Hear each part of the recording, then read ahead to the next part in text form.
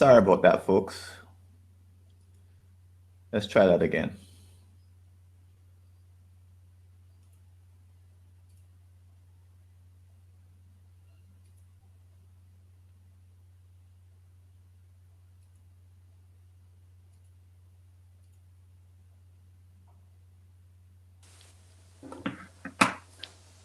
Okay, there we go. The fun of technology. I know, right? Yep. And then Francis disappeared. Poof, He gone. did. Okay. So I guess we just get started, Trevor. Yeah. Okay. So, Why not? welcome to the history of task management or task or something like that panel, where we're going to be talking about task management and some of the recent changes that have been happening and what was happening before then. So,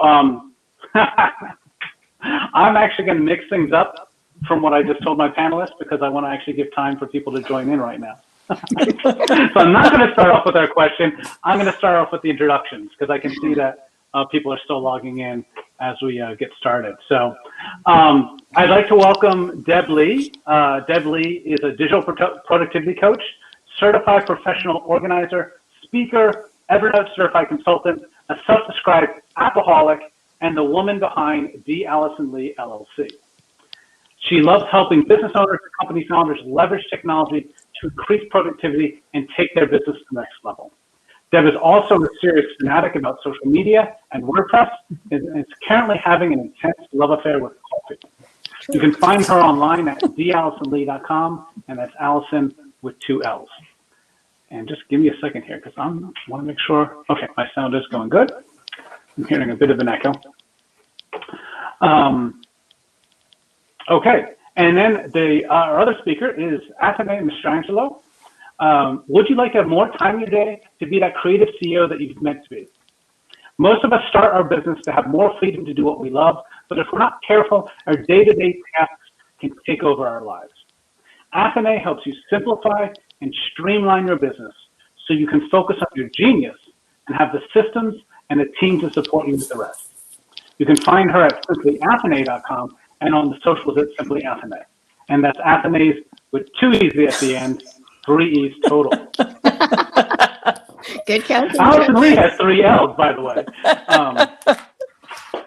Okay, let's get started on the panel. So I'm going to start off with a question that says, what is the biggest myth about task management that COVID helped expose? Okay.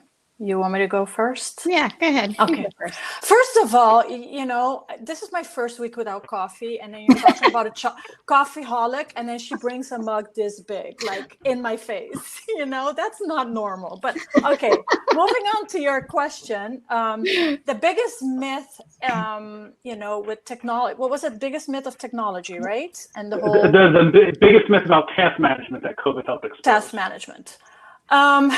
Well, since I'm more in the technology-based side of things and more on the entrepreneur side of things, I'm going to take a little bit of a different twist with it. For me, it has been a lot, when I talk to people a lot, is having people work from home. Yep. That the employer is having a struggle, like, oh, they won't be able to complete their jobs. They won't be able to manage their tasks. People working from home. How do I know they get stuff done? And then the pandemic happened. And then people were forced to work from home. And in the beginning, I saw a lot of struggles, and it was hard setting up your space. But then it got better and better and better. And so there are ways out. There are ways to manage it. It is hard. It is hard. And we had this discussion a few days ago. It is hard when you have a family at home. It is hard when you have kids at home, when you're homeschooling. So it is harder, but it's not impossible. So I hope that answers your question. And I would agree Okay. with Athene 100%. Productivity doesn't always happen at the office. Does everybody hear that echo? Hear a little bit of an echo. Yeah, there's an echo. Put on your headset and that might help. Yeah, I'm going to put on my headset. While you're doing that, this wasn't planned, but I want to throw in because Nosby gave us a presentation in the morning about this idea of surfacing our tasks to the team and helping teams work remotely through the tasks. So I want to ask about that is, has how we surface our tasks to our colleagues that we're working with changed through COVID? Like, first of all, how did we used to do it? And what do you think has changed? And will that change stay? For me, I think it has changed a little bit in a sense not for a lot of my clients because they all worked from home, but for the ones that were working in an office, it has changed to the sense of there were physical meetings. You could walk to somebody physically, and that has changed. Everything is virtual now. And it was a challenge in the beginning, and setting up that virtual workspace where people could work together in that one space and then collaborating on projects together. So that definitely has changed, and it was a struggle in the beginning, but I think people are getting better and better at it. It's just if they have the right systems in place to do so. Yeah, I would agree with that. I think you're probably seeing more Zoom fatigue because people are connecting in that way. You might see some reliance on using more technology to try to keep on top of tasks. Hopefully they're managing those a little bit better, but a lot of my own clients always worked from home.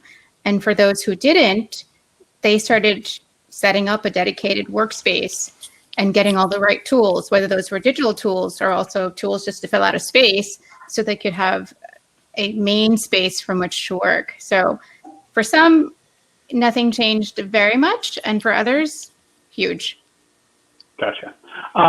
Dad, real quick, I just want you to check your audio settings. Go and click the little hamburger menu in the upper left-hand corner and make sure that the microphone and your speaker are set to your headset. Because since you logged in, it might not have detected automatically. Gotcha. Okay. Fun that I love technology and it's all going wonderfully well right now. There are always technical issues. So how's that? Any better? Say something. Better? There's still a bit of an echo, but I don't. See, I don't hear the echo, but. Okay, so then maybe it's on my end. We'll just keep going with the session then. Okay. So what are the problems that have cropped up with task management that we didn't used to have, but now we have with COVID? Or in our current world, not necessarily with COVID. Hopefully COVID is ending soon. So, but problems we didn't have before, but we do now. I don't know. I think we always had the same issues, but now they're compounded because we have a change in environment. Perhaps not a dedicated space that's set up, and now we are sitting at the same spot and probably not getting up the way we would normally get up and walk to a water cooler or walk down to someone's office and say hi or whatever we needed to do. So I think there's the propensity to take on too much and maybe attempt to do more when we really should try to keep that bucket smaller, 1 to 3, maybe priority things. So I think we have the propensity to try to do more than we really should.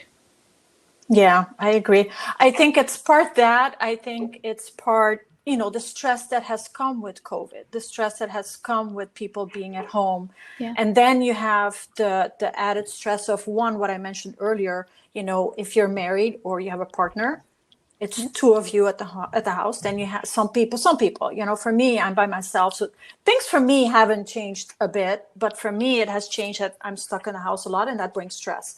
But if you have a family, it could be a big chance that both parents have to work from home. Then the kids have to do their schoolwork. And that brings added stress, less concentration. Yeah. And then people that aren't used to working from home, having a hard time that maybe they don't have a dedicated space. So maybe they're in the living room. So that doesn't help.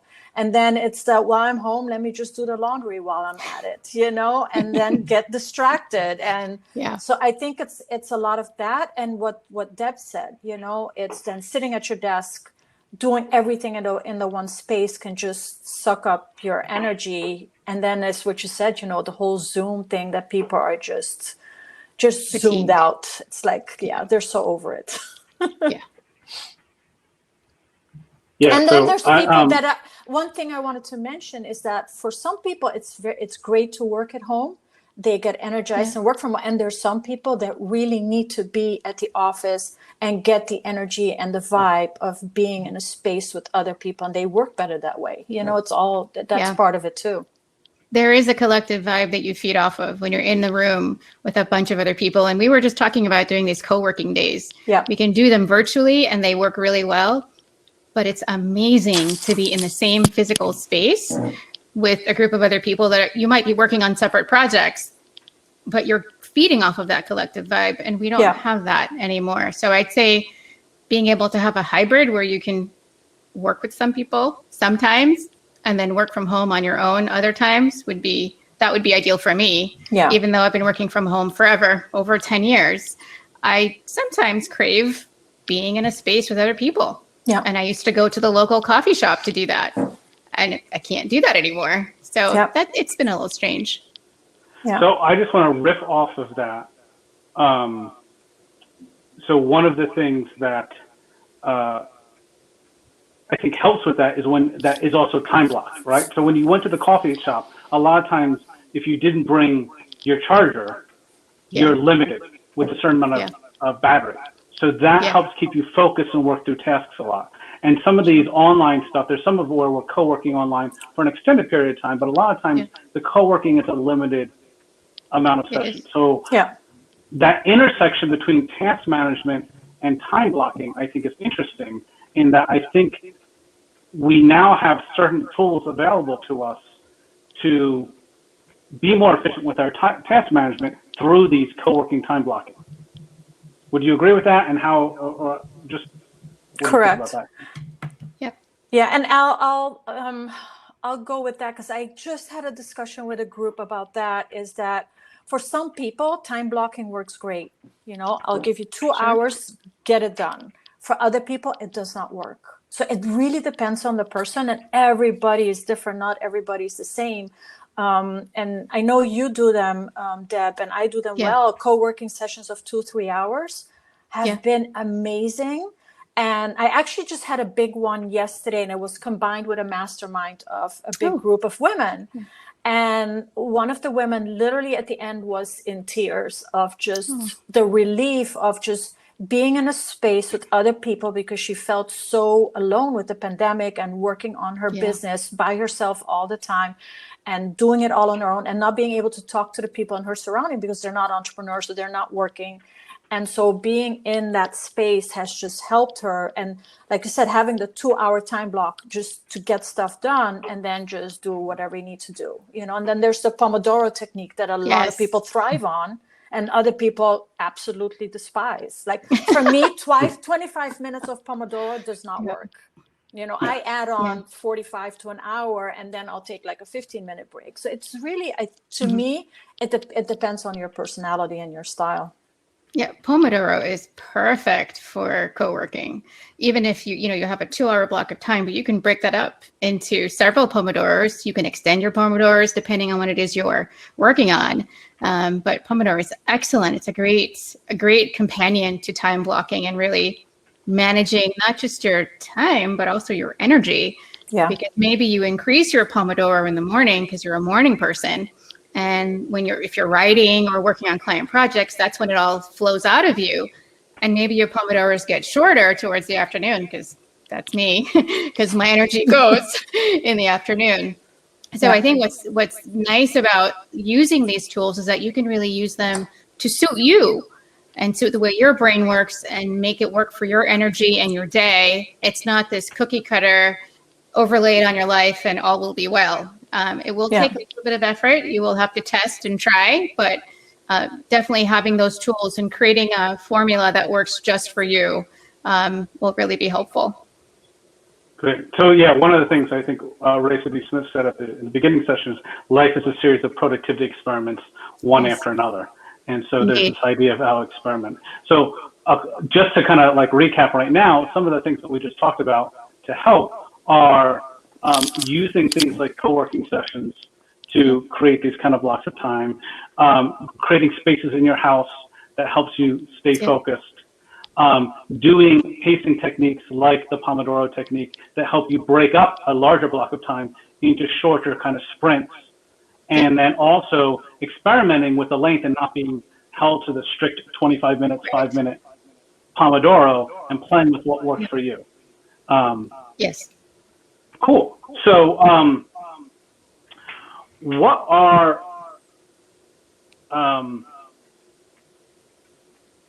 well, let me see what I want to ask next.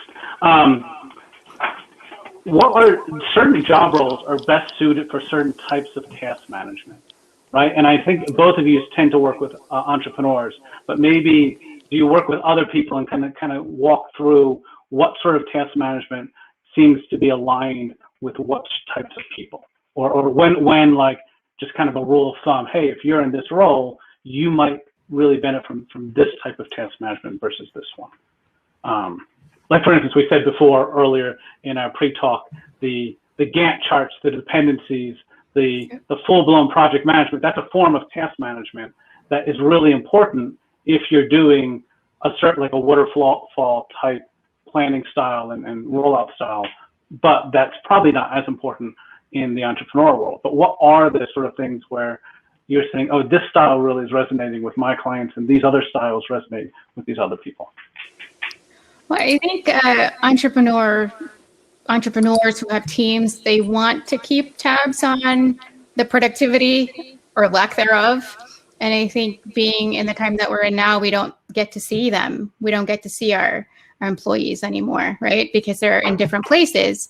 They're at home and we think that they're not being productive. So I think that employers are really trying to massage that and figure out what's best, how not to micromanage, but at the same time allow the employees to get things done, even if they're taking a break in the middle and then walking the dog and then coming back and managing all of those things. So I think productivity is going to look different and will be embraced in a different way, just simply because of the time that we're in. Yeah. Are there certain strategies that, so just to divide that up, like one of the things to pull out from there is you have two types of entrepreneurs with employees and entrepreneurs without employees. Is there a way to kind of, for the entrepreneurs with employees, are there certain strategies that help enable that task management more effectively?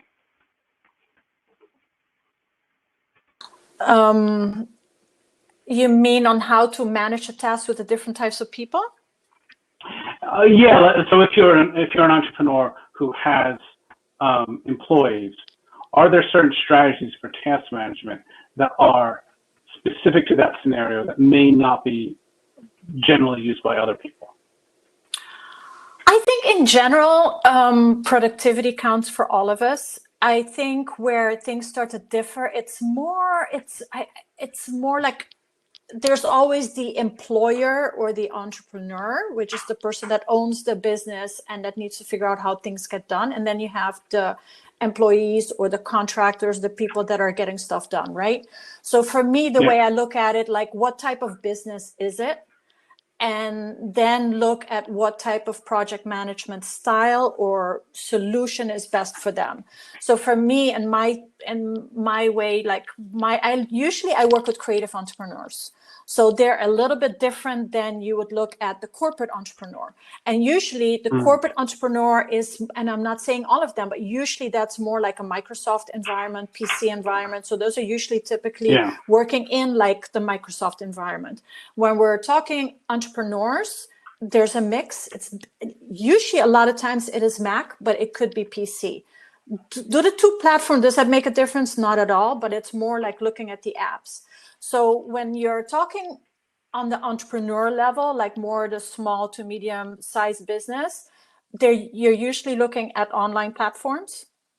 And when I'm looking at online platforms, I am looking at the size of the business. That's first, the type of the business and the style of the business. So the style, I'm meaning, are you more like the creative type that likes creative design, that type of thing, like the right brain type, or are you the left brain that likes structure, linear, and stuff like that? So that would be, if you're talking like super small business, you're talking about tools like Asana or Trello. So Trello would be more like for the creative people. Asana would be more for the left brain people, right?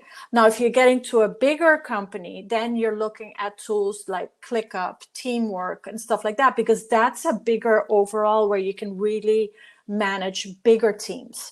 Then if you're looking at the corporate environment, then you're looking more at like Microsoft projects because they are more on a local server or working on a Microsoft environment. I don't know if that answers your question or if I just went on my own tangent. No, that was perfect. Basically, you just gave us a series of rules of thumb to figure out where to start your productivity exploration, or when you have switched to a different level, how you choose what to explore. So if now suddenly I have employees, or now I've suddenly moved to a corporate environment, my productivity system will likely need to change. And so, like you said, it's like now I'm going to need to go to a project, or like I just went freelance. I'm no longer in the corporate environment. So now I need to explore maybe Trello or Asana.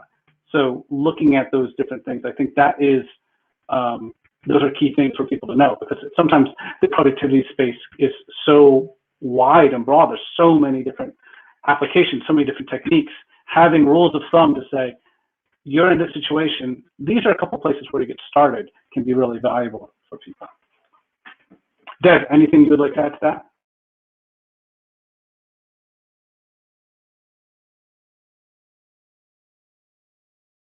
Okay, yeah, learning the technology here. No, I completely agree. I think, for me, I also work with creative folks, and they're using tools like Basecamp, which, can help you figure out what's on your plate, so to speak. There's a feature that allows you to see what your team members are working on, and yet still they can keep track of their own tasks and projects that they're working on and not do that micromanaging. And so I think it really depends on what the team agrees will work for them and work best for them. And for some people, even if you're a solo person all by yourself, solopreneurs, as we like to call them, there's tools like Trello that works well with teams. And also if you're just on your own or yourself and a contractor, it can be really easy and help you to be more productive. So I completely agree with Athene. So I now want to expand beyond tools, because I think tools are just one part of the puzzle, right? It's like, if you've got the tools but you don't know how to use them, they're not going to be effective, right? And I know both of you are productivity coaches, so obviously you coach people on productivity, so you're deep in this. I want to explore, one, what are the ways in which you come at that problem to train people how to do the tools? But I also want to ask, not just at the CEO level or the entrepreneur level, but how do you then help propagate that throughout the team? Well, you're probably looking not just at the person at the helm, so to speak, but looking at each team member and their part in the workflow that they're in. Each company will probably have more than one workflow for different things. And so to make sure that that workflow is on point, no inefficiencies are built in. And if they are, we fix that. And then inserting the right tools along the way, but also making sure the right people are in the right space and that they have a great grasp on the tool that their now company is using. So it's not just sort of a top-down endeavor. It really would involve the entire team. You need buy-in, because if one person doesn't use the system and or tools in that system, it will fall apart. So it behooves us to make sure that not only is the person at the helm, familiar and can use the tool, but that the team members know how to do that as well. So approaching it from that standpoint, I think, can be really, really helpful. Sometimes I'm doing a preview. Some people are not used to using Google Workspaces, for example, or Gmail. They prefer Outlook. And so it might mean, via Zoom these days, or in the past, walking into, a small business and reviewing what the features are, just the basics, and then looking at it from the standpoint of the workflow, like what part of the tool do you need to use? Because tools come jam-packed with stuff, features. I mean, I love Evernote. I probably am not using it to its fullest. All right, so picking out the pieces that you need right now, and then as you go along, you'll see sort of the strength you can build in by using some of the other features that it offers. So I'd say that. I agree with that, and I think to take it on two different levels. So on the business owner or the boss level, right? Having the right tools in place is great, but if you're not using them, they're useless, right? Because Sure. a big question I see on social media, what's the best project management tool? Which is actually my presentation, so you can watch Oh, that. nice. But there's no perfect answer to that, because first of Correct. what I talked about, the style and whatever, and finding the right solution, but then there's also the tool's not going to do the work for you. You have to do the work. And so you, as the boss or the business owner, need to set it up in a way that it's easy for your team to use, and there's easy ways for them to understand how to use it. And then to have a way, especially now that we're working from home, I'm all against having too many meetings and because they're useless, right? So if you have great workspaces, like Deb mentioned earlier, the Evernote, or not Evernote, you mentioned Basecamp. Yep. You can do Basecamp, or even, Trello, but have like a collaborative workspace where you can work on a project together and you can have discussions together. That helps. Now, taking it to a personal level on productivity, for me, the biggest thing where I see the hurdle, back then we had an overload in paper, right? When we started this business, Deb, I think we started the same time in this business, if not longer, like before computers and tech.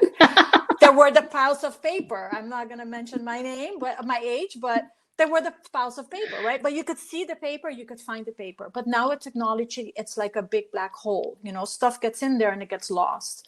So having, whether it's for you personally or having a system set up for your team where you can stay on top of your workload, you can stay on top of your projects, and all the digital information coming at you is super important. Like for me, the biggest tip I can give you is, for me, every Friday is CEO day. That's where I do my admin, my filing, my project management, my goal setting. Now, and that's a tip for whether you're a business owner, you're a supervisor, a manager, an employee, it doesn't matter. Spend at least a couple of hours once a week just updating everything, planning your week, and then you're good to go. And that, you can have the best tool or the worst tool. If you don't do that, you're going to fall through the cracks. The things are going to get missing, and it's going to be harder to stay on top. Well, yeah, so it's all about habits and routines, being able to rely on those habits and routines, whether it's an opening checklist or a closing checklist, things that you'll do at the beginning or end of a day that you just automatically do it intuitively, like you brush your teeth. You don't have to think about it. You just do it. Resetting your office, making sure your desk is nice and neat and clear so that when you walk in the next day, you've already checked your calendar, the priority projects are already ready to go, you know where to find them, and you can hit the ground running. So what I'm hearing is setting aside time in your day to work on your productivity or do it. But what I also kind of heard Afene say a little bit in there, or maybe I'm extracting from that, is explicitly give your employees time for that as well. Like, consider that as part of their job is to be working on the productivity. So this concept of productivity enablement, and how do we do that? And because if you don't explicitly tell your employees, hey, take time to do this, they might feel they need to be going, go, go, go, go. And that ability to foster that development. Yeah, totally. So we had a question here, which I think is interesting, which is, oftentimes someone has a well-integrated system in one tool and they need to collaborate with someone in another tool. How do we do that? Or what are some tips and strategies for approaching that problem? Let's do that. Great question. It's hard to answer that question without knowing the two tools and what they're talking about. So, and if they answer that, then I can cover that. But in the meantime, so let's say if I manage all my projects in ClickUp and somebody is managing a project in Trello. If I don't know if that's the question they're asking or if it's something else, but.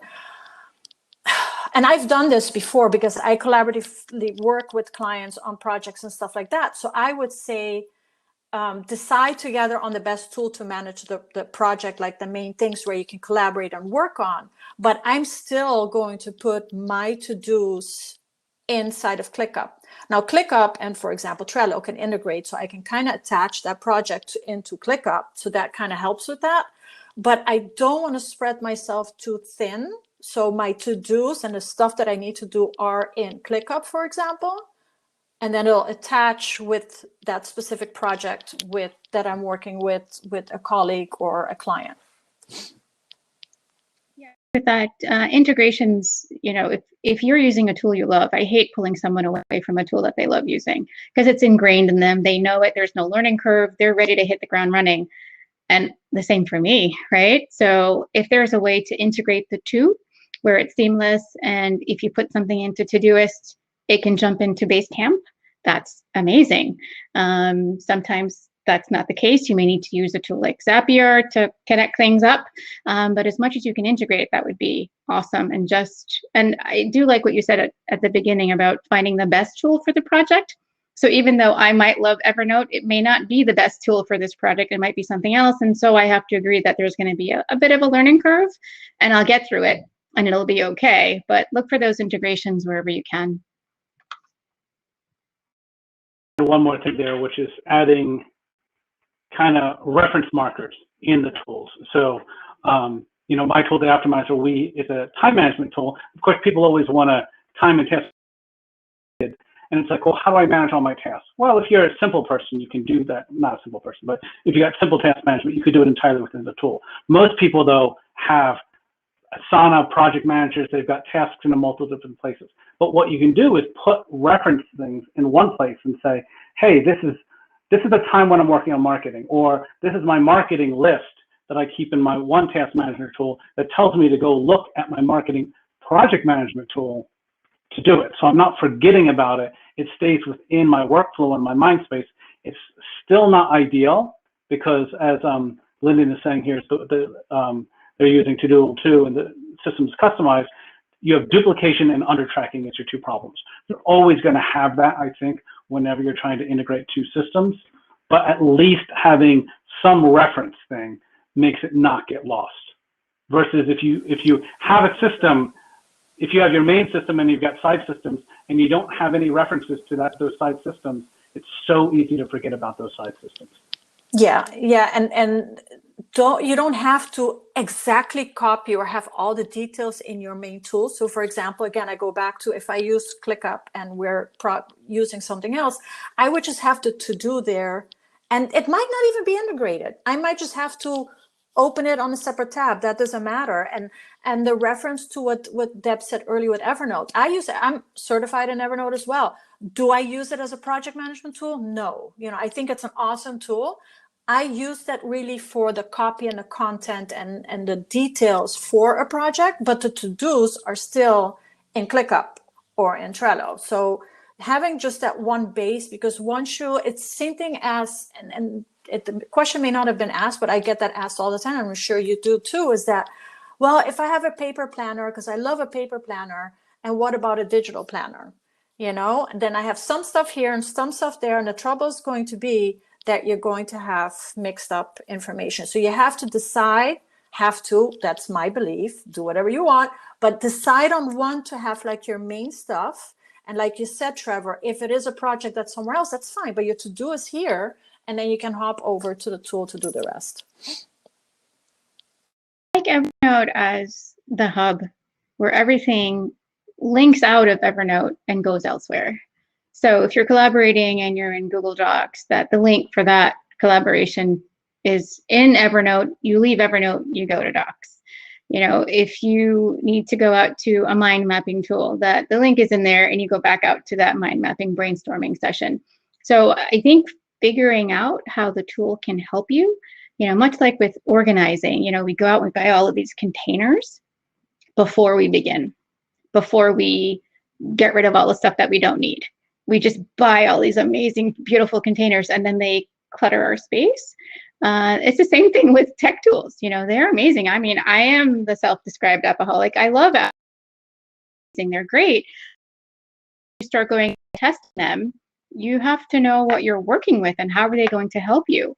Are they going to grow with you as you grow as well? So that's something else. So I would say really figure out the workflow, figure out the processes, the steps, and the people attached to those steps. Even if you're by yourself and you are working with other solopreneurs to do other things like marketing, figure out what it is that you need them to do and then insert the tech tool to help you execute that. Great. So I want to take that and transition into a specific part of the workflow I think most people overlook or underallocate time toward. And I want to hear your strategies for doing it. So that is, our lists are getting always growing, right? We get overwhelmed by our to-do lists. And I think a very valuable practice is to regularly prune your task list. What are the techniques or strategies you use for pruning your task list? How do you think about that? How do you approach that? So I'm a fan of brain dumps. I love get it out of your head, every single bit of it. Get it from your brain onto a piece of paper or into Evernote or Basecamp or whatever the tool might be, and then being really, really picky about which one is going to get your attention today or this morning or from 9 a.m. to 10 a.m. Right? So you can't do them all. It's impossible. You'll end up feeling really uncomfortable and more like a failure if you have 10 things on your list and you can never get to them. So I usually limit myself to no more than 3 things, and oftentimes it's just 2 things. And I will break them up based on the half of my day. So energy management is really, really crucial for me. If it's going to get done at 150%, it's probably going to happen at around 7 or 8 o'clock in the morning, maybe even earlier. If it's going to get done just at 100%, that's going to be at like 5 in the evening or 4 o'clock in the afternoon. So I know when to sort of break my day into pieces so that I can handle it and not overwhelm myself with doing 10 things in the morning and 10 in the afternoon. And you have to leave some wiggle room for the just because or the life things that come up that you didn't anticipate. So if it's every moment is allotted for a task and you've got 10 things and then something spontaneous happens, you have no wiggle room to manage that. So manage the energy, figure out when you're at your peak or at your best, and then stick to 1 to 3 things. I wouldn't go beyond 3. I think once you get into beyond 3, it becomes more complicated. So I can just say ditto that, all of the above. And I'm just going to add a few things to that, is that I'm a big believer of the inbox. Back then, like, I'm totally paperless, but I would say if you have paper, have an inbox on top of your desk, have an inbox on your laptop, have an inbox, and it's just like your email inbox. So if these brain dumps come out, write them down, send yourself an email or send an email inside of your Trello or your ClickUp, because it creates a task order, but get it out of your head. So that's the biggest thing, because we're dealing with so much overload, is that you need to get it out. If you see a website, either add it to something like Get Pocket, add it to Evernote, add it to Trello, whatever, is just to get it out. And this exact question goes back to that CEO day, goes back to that once a week, you're then going to process this inbox. You can do it every day, but let's face it, we're busy. We don't have time for it every day. So if you have a system of dumping this stuff on your inbox, and then you know that once a week, and for me, that's Friday. And the reason why it's Friday, it's the end of the week. I want to be done. I want to clear off my stuff so that when I come at my desk on Monday, everything is ready to go. Do I have a busy day on Friday? Then I'll do it on Saturday. Does it happen every week? No, my life is not perfect. People think because I'm in this business, like everything, no, it's not. Trust me, it's not. There's a reason why I got into this business, and it's because of that. But I think it's just, if you have this process of knowing that you're not going to forget, you don't have to pile, it goes into the inbox, and then having the list of, this list can be later. So for me, I create monthly lists. So when I go through stuff that is not that important, I just dump it for another month. I used to have it as paper, but now I have it in Trello. You can just create a monthly list and just dump those to-dos for future months. And then once a month, when I plan my month, I take one big goal, maybe up to 3 that I plan for, and that's going to be my focus for that month. And then week to week, you just tune it and fine tune it and make sure that nothing gets lost in a pile. And the stuff that's for later, I just dump it, and I'll get to it when I get to it, or I'll delegate it eventually, or I will delete it. Having a someday list can be pretty awesome.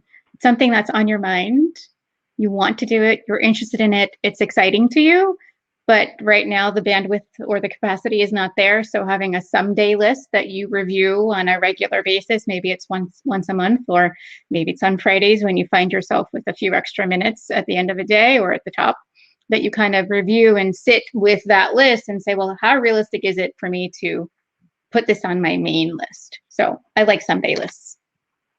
I agree, and that answers one of the questions in the chat, which is how do you deal with the tasks you intellectually want to prune, but you don't want to forget about? And I think that someday list works. I actually use a method that's kind of in between, a little bit expanded, and I use next, soon, next, later, and then future. So I've got 4 different lists, and then I regularly at different intervals. So the soon list, at once a week, I go and look at the soon list. Does anything need to get added into this week? And then, you know, the next list, the soon list once a month, you know, the later list once a quarter, et cetera. And I think those different strategies can be really helpful. So we are almost at time. So I want to do closing statements. And if you have one final piece of wisdom you can leave our audience with on how they can use their tasks more effectively. I would say, and I would echo what was said earlier at the kickoff to the summit, is to have grace with yourself. Be easy on yourself. Cut yourself a little bit of slack. You know, we are working from home or managing things under the veil of a pandemic. It comes with emotions. It comes with things that we hadn't anticipated. So just be more understanding with yourself and sort of baby step your way through it.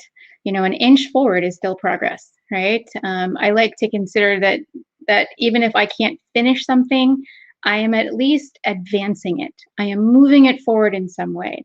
So even if it's half a step, you know, 1 hour here, 5 minutes there, carve out the time that you can. And on the days that you can't, okay, tomorrow's a new day, next week is a new week. So take it easy on yourself. Don't beat yourself up, but look for those opportunities as they come up so that you can move and push your projects forward. That so I'm going to add to that, as again what I talked about earlier, get stuff out of your head. It seems very simple, but it means a lot, because we're constantly dealing with stuff. So whether that's having a notebook next to you, especially next to your bed, before you go to bed, write stuff down, get it out of your head. And when you're doing that processing time, then you can deal with it. You know, it's going to be processed. You're going to have to deal with it, but keeping it in your head is like very stressful. The other tip I want to give, especially during the pandemic right now, is get an accountability partner or a partner. It doesn't have to be accountability. Don't take that as, oh, the pressure is on, I need to get stuff done. But get that one person or that group. It could be a friend, it could be a colleague, it could be a business partner. You can do co-working days together, but it could also be that person that you can text, like, I'm overwhelmed, I just need to talk, I just need to brain dump. I just need somebody to listen to. That's not my best friend, not my husband, not my wife, whatever it may be, but somebody to be with. And again, you know what Deb mentioned earlier, you know, back then we could go to a coffee shop. We can't do that now. So hop on a Zoom with somebody and just, hey, what are you working on? It sounds stupid if you've never done it, but it really, really helps. And it's being in a space with other people, just having that support helps. I'll riff on that and just say there's several services like Lunch Club.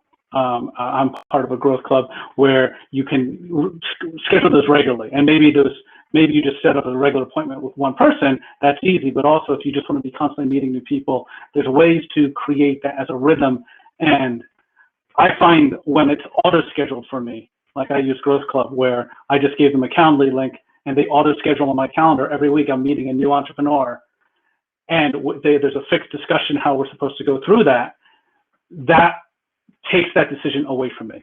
So I'm forced to do it. Because if I need to schedule it, I'm going to be scheduling it once a month or like, you know, every 6 weeks. It's like, okay, because there's a lot of overhead required to schedule that. So automating that sort of those systems, or just making a decision in advance that every Tuesday from this time to this time, I'm going to a co-working space.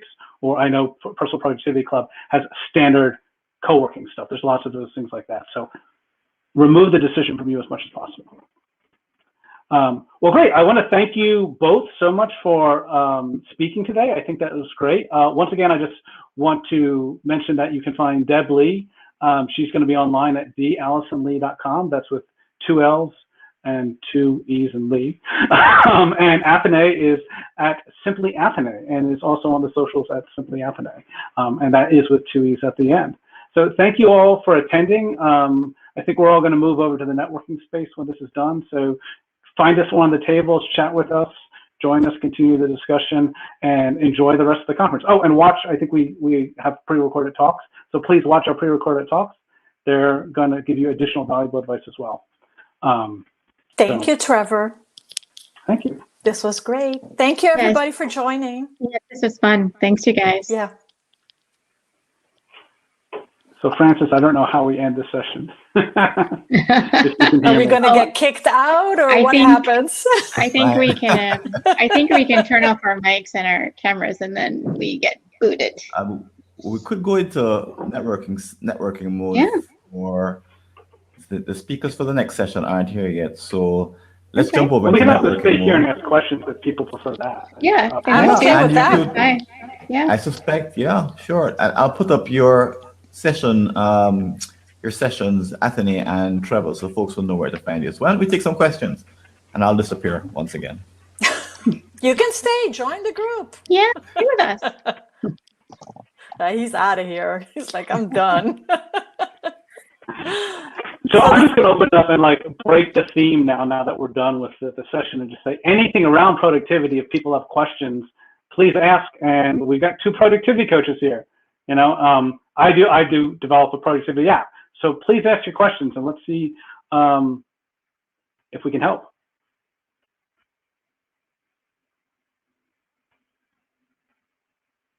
And then there was silence. You know, a lot of them, I think, left because they thought we were done. So I think a lot of them. Perhaps. Yeah. No, there's 21 people still here. So they're just all checking their email. They're cleaning off their desk. It's a very productive thing to do. So here, I'll throw out something around this thing that I've been playing around with for task management. I'm really big on this concept of task stacks, not lists. And the idea here is that one of the problems we do when we create a task list is we have so many items on the list that they overwhelm us. And yes, we should always pick 3 items off the list to focus on that day. But when you start your day and you look at this list and it's, oh, my chair just went down. And it has 100 items on the list. There's a lot of overhead to go through that. And a lot of times we get distracted. We pick the lower priority items because they're easier. We're not really focused. So I have this idea of using task stacks. And if you want to implement that in physical things, I actually bought these cards on Amazon, different cards. And so you write 1 task per card, flip it over, and now you've got a stack of tasks instead of lists. And then once a week you go through, sort them, prioritize them in the order you want to do them, and then pick the first one from the task and start doing it. When you're done with that, pick the next one. So have a stack for marketing, have a stack for admin, have a stack for house chores, right? And don't worry about having to look through the whole list. It's already a prioritized list. And then you can just time block and say, from 2 to 3 or from 3 to 4, I'm working on marketing. Okay, let me get my marketing stack, pick it up and just do it. Fortunately, there's no apps right now that implement task stacks, not even the Optimizer, but that is my quick technique that I'm playing around with for trying to manage the overwhelm that comes when we have so many tasks. There is a question. That's interesting.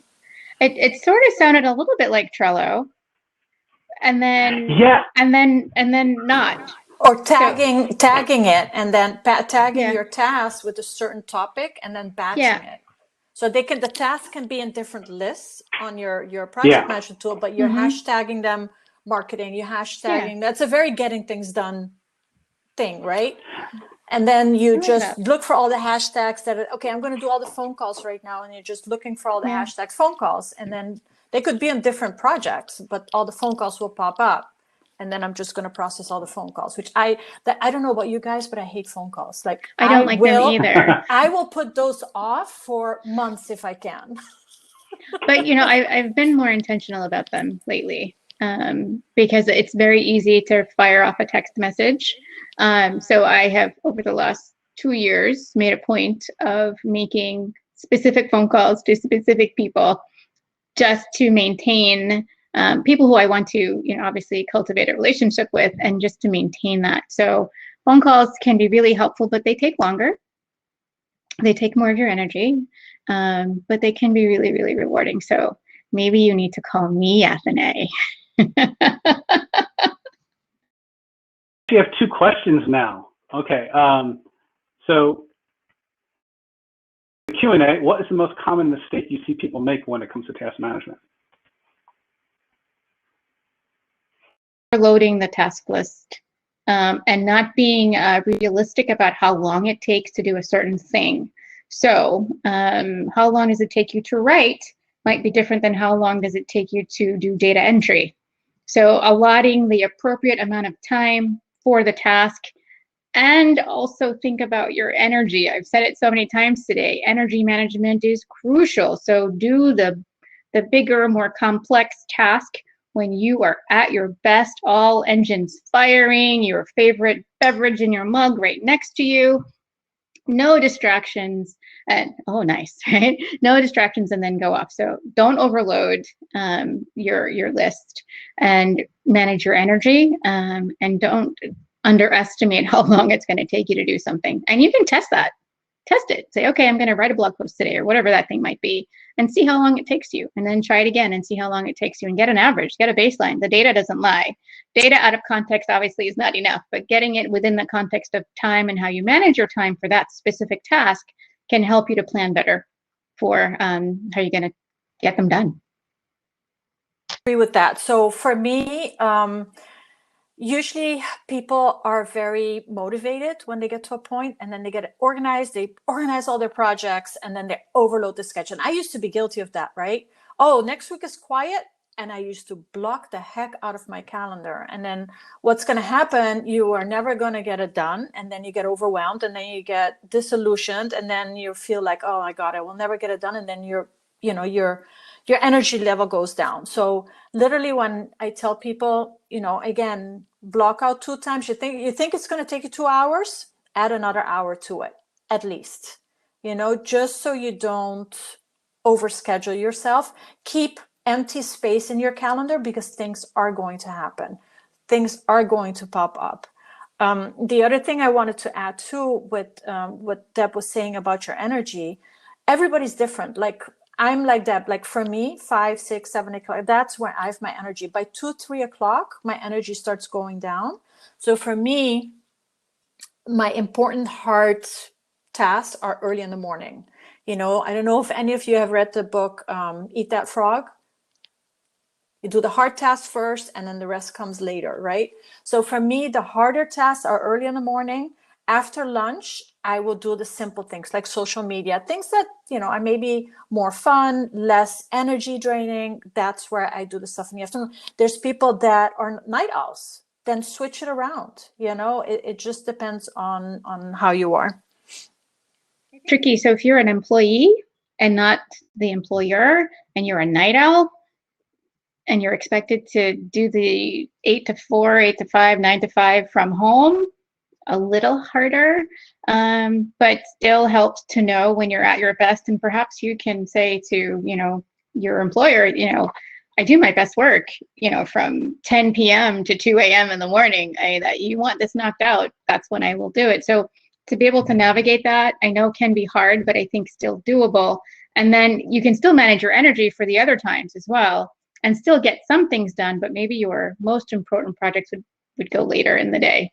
I think it is, I think it's a fallacy to say that, only early risers get things done. Lots of night owls get tons done. That's not me, and that's fine. So just figure out what works best for you, and, from the employee, and try to work something out with your employer.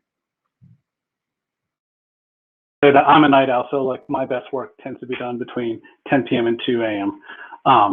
So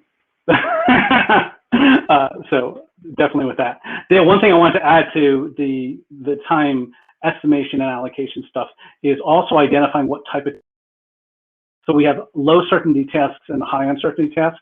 And high uncertainty tasks, you can't say are only going to take an hour or two, really, because they're high uncertainty. They could take anywhere from 2 to 20 hours. So it's important to continue to allocate time to those tasks to keep them moving forward, but not fall under the fallacy that you're going to be able to accurately estimate them. So tasks that you've never done before, tasks that are very complex, lots of dependencies, there's certain ways over time you'll gain understanding, go, oh, this is one of those type of tasks. When I'm doing development, I actually have like a 5-point scale on like architecture level tasks are fairly complex, you know, and going all the way down to, oh, I just need to change the spelling. The different tasks have different levels of uncertainty. So coming into that can set your expectations for how much buffer time you need with that. And one more thing I want to add, which I forgot to add earlier, is one thing that is not a fun thing to do, but it could be highly beneficial, is grab a spreadsheet, grab an online app, that a time tracking app, and track yourself for a week at least on everything you do during the day. I know it's a total pain, but you'll be surprised at where you spend your time and energy. It'll show you where you're wasting time, where you need to focus time, where you can like cut off certain things. If you are a business owner or a contractor, you're like, oh my God, I spend 10 hours on stupid little $10 tasks that I can outsource to somebody else and take those hours and do high value tasks, which is going to bring me money or is going to bring, you know, produce better results. Could be even something that you can bring back to your employer and say, okay, these are my tasks last week and this is where I spend all my energy, but I could spend it better in doing X, Y, and Z. Yeah, I like rescue time for that. Rescue time is really great for helping you see where all of those minutes are going. I love that it gives you a productivity score for the day. There's a little bit of gamification, so it will say things like, you know, your score today is 66. You are 7 points lower than yesterday. That, for someone like me, the competitiveness is like, whoa, I need to beat my personal best, will drive me forward. But it actually breaks out exactly where the time has been going. And if you use the premium version, you can block websites that keep you away from working, like say Facebook, or I guess now it would be Instagram or Clubhouse or whatever that may be. So rescue time, but your phone also, if it's an iPhone or an Android, it'll give you some basic data on where you spend your time. It'll tell you which apps you were in, how long you were there, how many times you picked up your phone. So really, really helpful information to help you craft a response, especially if the data that you're getting isn't to your liking. So something to think about. And I think we have time for just one more quick one, which was Jennifer Pelton asked, how do you manage dealing with tasks that constantly revolve around others completing something? She wants to block out time to complete what they need to do, but then send back to the client for review for more information. Once they send it back to me, I'm having difficulties building in the time for the next phase. So like doing that initial phase is really easy, but then making sure to manage time when they come back, because I guess perhaps because of the uncertainty, we don't know when they're going to get back to me. How do you manage that?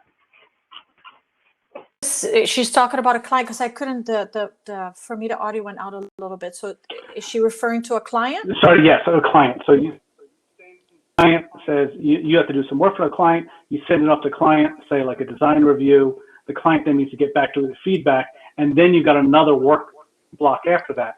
So you are waiting on the client before you can do any more work, but then when that second block comes around, like figuring out how to work that into your schedule.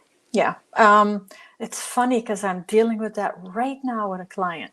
I think part of it, and it again, I don't know this person's specific situation, but for me, I rarely do hands-on work, but when I do, it's very specific. So it'd be like, I'll send you what I have, but I need it back by such and such. So getting really clear on when you do the agreement with the client that they get 2 to 3 days of time that they have to send you the information back, right? Because then you can kind of plan like, okay, I'll have it back by then, and then I have 2 to 3 days. Or maybe they have to give you the answer back within 24 hours. So depending on the project, and see if you can put that in your contract. And if they don't, then you make it clear to the client, the longer they take, then you have to schedule it in for them to respond to them. So I don't know if that helps answer that question. Yeah, it's a tricky situation because you can only control your behavior. You can't control someone else. And so I like to put in as many reminders as I can. Subject lines of emails will include, respond by, date. Inside the email will have due by, to be able to sort of build that in. But there's only so much you can do besides continually calling and sort of, rapping on that person's door. So as much as you can be clear about deadlines and when things need to be replied to, I would encourage that and then move on to the next project. The last thing I would add is adding optional time into your schedule where if the person doesn't get back to you, you can still do other things on your business. But if they do get back to you, you can drop that out of your schedule and put in the client work. So thinking of this, flex time, that can help as well. Great, guys. Thank you so much. Anthony, Trevor, and Deb, thank you so much for taking us through interesting, insightful, and very, very important panel. Much appreciate the time that you're spending here with us at the Task Management and Time Blocking Summit. And guys, join me in the chat by thanking them, and we're going to roll on to the next session, which is a Q&A. So guys, if you'll turn off your microphone and your cameras, it'll automatically pull you down. Thanks again. And let's invite up the next group, or not a panel this time, but a Q&A. And we'll have, let me just click around here. We'll have Art Gelwicks, he's the moderator. He'll be moderating two speakers, Claire Evans and Leo Tomotana. Art, you'll have to unmute yourself. I did. I'm not muted. No, he's not. No, I just heard myself. So guys, if you get any feedback, just flip over into the best practice of turning on the mute when other people are speaking, and then turning it back on when you're turning your mic on when you're speaking, in case that we have any more echo issues. Okay, so I'm going to disappear, turn on the recording, and then turn it over to Art. All right, fantastic. First and foremost, what I want to do is introduce each of you because I love your intro block and they're fun to read. And then second, I want to take the first 5 minutes and have you just kind of frame up what you're talking about here at the summit, and then we can start digging into any questions that anybody has. And I'm sure it's nice because you have two very different but very related or similar in impact types of topics that I think are going to stir up some interesting conversations. So first, Claire, if you don't mind, I'll start with you. Claire Evans, and I'm going to read this exactly because otherwise I'll mess it up. I don't improvise real well. And if you hear a dog, it's because he's trying to eat the mailman. Claire Evans is a time management and productivity coach, speaker, writer, and author of Time Management for Dummies, which I love the title of that because I could never find that book otherwise. Winner of the Business Women's Excellence Award, Sussex Mentor Coach of the Year 2018, and finalist in 2019. My favorite part of this, though, is her articles on time management and productivity are frequently published in newsletters and magazines, online and in print. On dead trees, these articles are still available and frequently quoted in the media. So thank you, Claire, and welcome. Hello. Leo's making both of us look shabby with the polish and the shine he's got on this camera. I mean, I feel like I got a pro here on the other side. Leo Tomotana, did I say that right? Yeah, that's correct. That's good enough. Okay. Names are my absolute kryptonite. So when I foul it up, it's not an if, it's a win. No problem. Thai last names are hard. So don't worry. I'll take it. If I got close, I'll take it as a win. So Leo, you're co-founder and CEO of Sorted, which I went out and looked at the app. Very cool. Unfortunately, I'm an Android guy, but we won't talk about that. But it's really fascinating because it says that you helped turn around a retail clothing company and take it public. did your MBA, worked as an executive at Louis Vuitton, took a sabbatical, traveled around, worked on some startup ideas, taught at Coding Academy or taught coding at the General Assembly, and then decided to get around and do Sorted. So you've been like totally focused on one thing your entire life, haven't you? Yeah. Right. My interests. Perfect. Yes. So tell you what, Claire, if you wouldn't mind, your topic is fascinating to me for what's going on with the summit.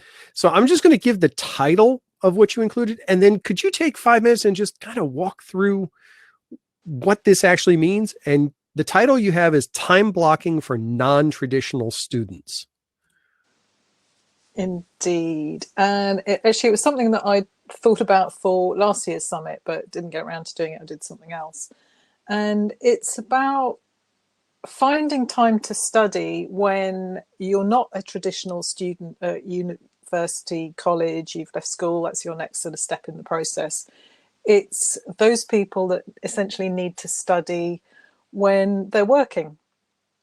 So people that need to do that for ongoing qualifications, there's an awful lot of continuing professional development, CPD around. They might even decide they're going to do something that's work-related, qualifications, degree, but they're working a full-time job or maybe even a part-time job, and they have to find that time to study. So that's really what it's all about, is how do you find the time and block out the time when you're already working full-time and you want to have a life? And see, that's why I think this is such a neat pairing, because Leo, yours is about hyper scheduling and why to-do lists aren't enough to get things done. And I think this is a perfect match, because if I'm trying to be a continuous or education type student, Claire's absolutely right. I got to find time to do this. And it sounds like, based on your title, you've got some ideas on how to accomplish that as well. Yeah, absolutely. I think hyperscheduling is actually really close to time blocking, right? It might be, I might even say it's an extension of time blocking. So with time blocking, you're taking a generic block of time, let's say 2 hours to study for this continuous learning. And then you don't specify the details. And part of it, I think it's because of the tools that we had, right? The calendars that we had, you had to kind of, it's hard to kind of move things around. You kind of block up time. And so then you safeguard that time for some specific tasks that you haven't really specified. With hyperscheduling, I kind of wanted to take that idea further so that you're actually blocking off time for specific tasks that you want to do. So instead of saying study, you would go, I want to study this specific topic for my learning, right? And so in that sense, in order to do hyperscheduling, you really needed the right tools. And that's what Sorted is about. It's a hyperscheduler that is specifically designed to help you time block, per se, specific actionable tasks and assist you to do it quickly. So then you waste time, less time on the managing part or the planning part, and spend more time just actually doing what you need to do. That's really fascinating. It just raises all kinds of crazy questions in my head. And speaking of questions, if you're watching this and you have questions or you have things that you want to bounce off of Claire and Leo, please throw it into the Q&A section, raise those questions, because we want to take advantage of these two big brains we have available here to get some questions answered. So let me circle back on that a little bit. Claire, when we think about this continuous learning or non-traditional students, what's the most common challenge that you hear them having, specifically around finding time, and how do you recommend they solve that challenge? Well, obviously, a lot of the people that I work with are already under pressure of time. And it's interesting how, and that's sort of why I got into this, finding time to study, because so many of them are doing they have to do regular certifications, especially in the financial and legal industries. And that's probably their biggest challenge. They're working full time, they're already working long hours, they're already working evenings and weekends. But somewhere along the line, they have this sort of deadline of, I've got to get this qualification by in order to either keep my skill level up, certification, or to go on to the next level. And how do they find the time? And there's also, I want to be able to study this qualification or do this learning or study for an MBA, but am I actually going to be able to find the time to do it? How do I fit that in? What do I need to sort of to give up in order to make those choices and find time to study? Leo, if you take that positioning that Claire just laid out about the challenge that somebody has with that, how would you tell them to use something like Sorted to address that challenge for themselves? So a little bit more concrete example. When in Sorted, you can create repeating tasks. Okay, so I would create a repeating task that might start off without a specific time. We call them anytime tasks, and they'll show up at the very top of your list. And let's say you decide to dedicate every day during the weekday and maybe Saturday as well, at least half an hour to progress this goal, right? But you don't know exactly when you could slot in this half an hour. Then I would create that anytime task. It'll float at the top of each of your day. And then when you go ahead and plan your day for like tomorrow, then you could use our tools such as AutoSchedule to kind of flow out your schedule. And then you'll see where that slot, that studying time will fall into. And then you try to safeguard that, right? And then that's how you work. So it might turn out to be that today you're going to be studying right after dinner, per se. So maybe 8 o'clock. But then tomorrow you might have to slot in that time at a certain other period in your day, maybe right after work, right? But then you'll see that task there and you'll try to slot it in using AutoSchedule and they'll assist you in finding that time. That's interesting because when one of the questions we just got in the Q&A was about how narrow of a time block are you thinking? I mean, are you thinking like a half-hour block, hour block, 5 minute? Does it matter? I think it depends on the person, I think, right? I tend to schedule my blocks in 1 hour, but then again, I have a lot of control over my own time because I run my own business, right? And a remote team. But then I would say you want to try to avoid scheduling anything above 2 hours. You want the thing to be actionable in one sit-down session. And if it's a task that takes more than that, then break it out into 2 parts. And we do have tools for that. We have a tool called Reorganize where it could help you break out a specific task into smaller chunks. So yeah.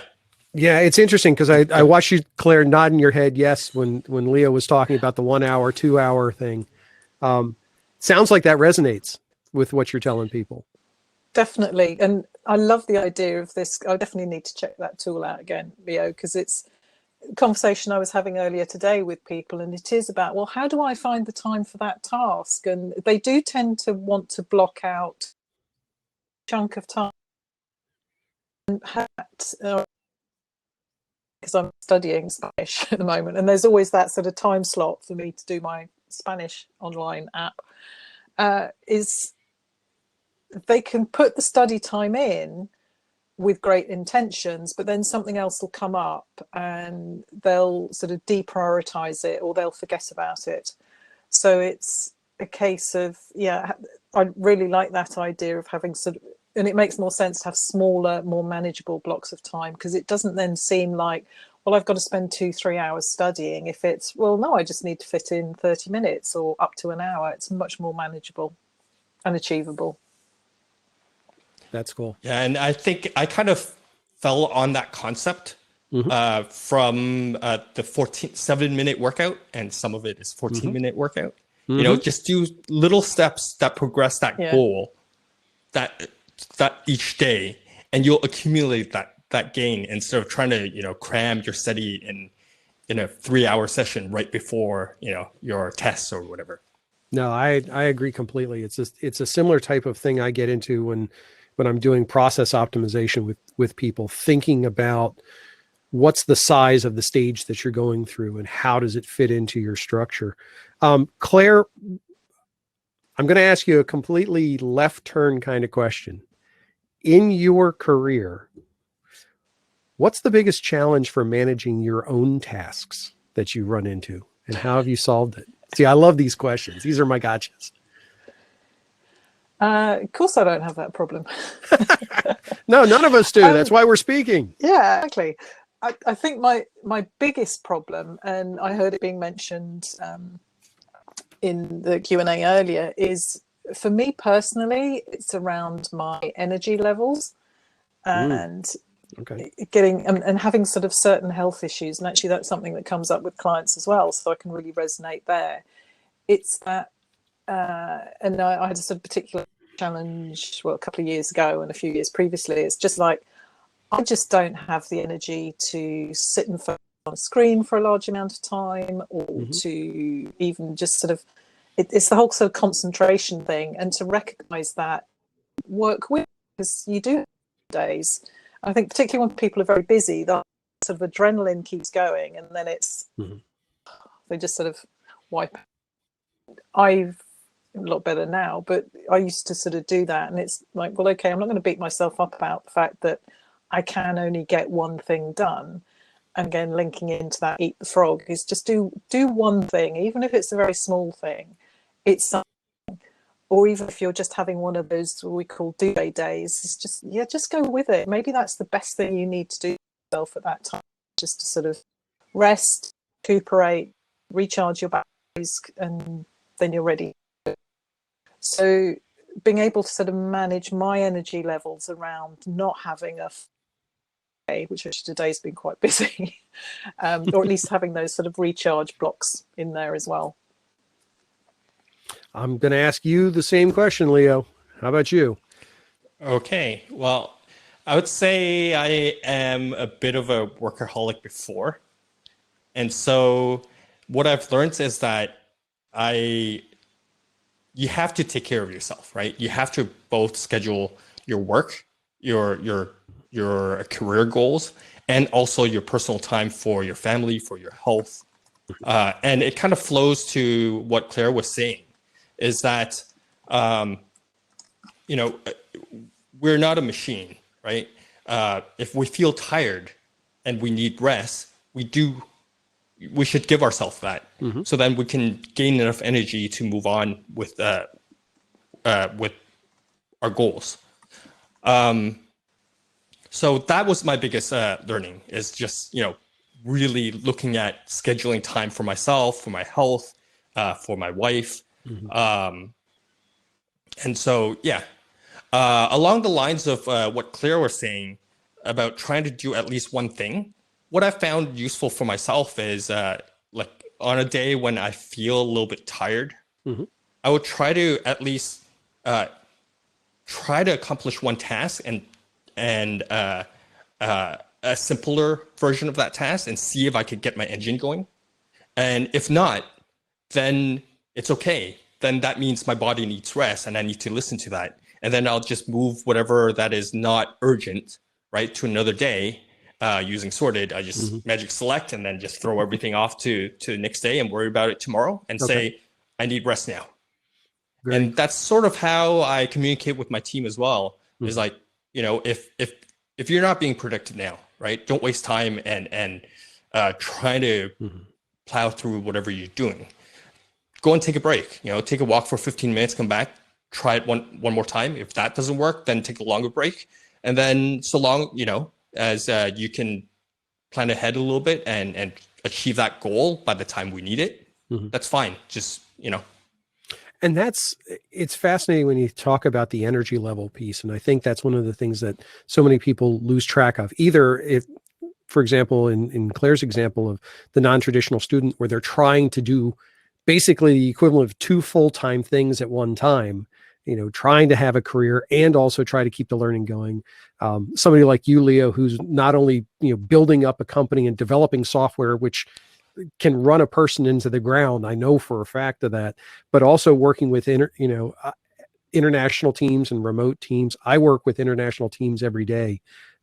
So it's around the clock type of thing, and recognizing not only your own energy levels, but the energy levels of those around you, and working that into how you're going to optimize for that can be critical. There's a trick that I do. I call it task candy, for lack of a better term. And they're little tiny tasks on my task list that I keep, that if they never get done, it's not that big of a deal. But if I need something to jumpstart myself, I grab one of those little pieces of task candy and I do it.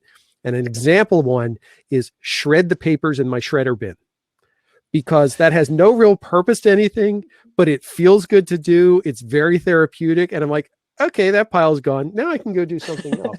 So those little recognitions that, as you said, Leo, we're human. We go up, we go down, we get tired, we don't get tired. We have, fits of energy and, valleys of just, yeah. And that was like a very clear definition of that valley. It's critical that we take that into consideration. We just got a question in the QA, which I think is great. So if you have more questions, please ask. Otherwise, I will make up really weird ones. And then who knows where this will go. So how do you avoid avalanches of backlog with adjusting the schedule? Is that maintaining unscheduled time, swapping with another scheduled thing, other suggestions? And before you answer that, I want to frame it up for you, Claire, as well.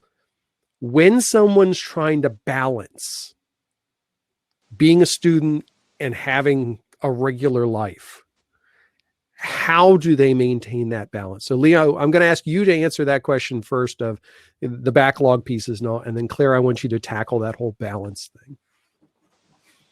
I guess when you say avalanche of backlogs, I would first question and ask you to really look through it and see what of those things are really truly important to you and are urgent, right? Use the Eisenhower matrix, right? Urgency versus importance, right? And try to get rid of all of the things that are neither important nor urgent. And you'll be surprised how much you can get away with.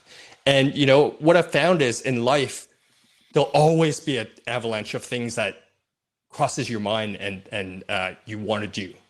But then there are quotes from people like Warren Buffett, who tells you, and others who will tell you, it's not only choosing what to do that matters, it's choosing what not to do also matters. Just learn to say no to some of those things that are not necessary, and concentrate on those that are truly important to you. Because, another concept that we could throw in, 80-20, right? Pareto's principle. You want to be working on those 20% of stuff that gives you 80% of the results. Nobody can ever do everything and accomplish everything they ever dream of.